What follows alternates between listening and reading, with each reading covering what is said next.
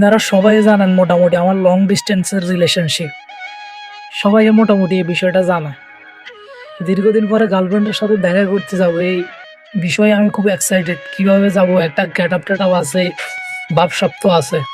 তাই একবার সুন্দর করে একটা চুলের কাটিং দিলাম, দাড়িটাই শেভ করলাম, মুখের স্পা নিলাম, প্রায় 450-500 টাকা খরচ করে একটা কাটিং দিলাম। মোটামুটি শরীরে একটা ভাব আসছে, মোটামুটি এখন যাওয়া যায়।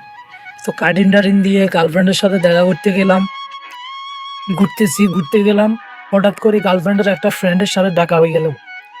দেখা হওয়ার পরে সে হঠাৎ, আরে বান্ধবী, তো ছোট ভাই আছে, তুই তো আগে কখনো বলস নাই, আগে তো কখনো আনস নাই, বললে কি আমরা তো ছোট ভাইকে নিয়ে যাইতাম না, কি এত সুন্দর এত কিউট ছোট ভাই।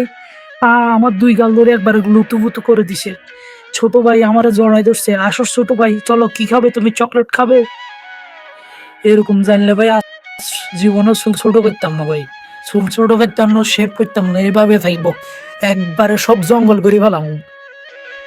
এটা কোনো মানা যায়? এটা কোনো কথা?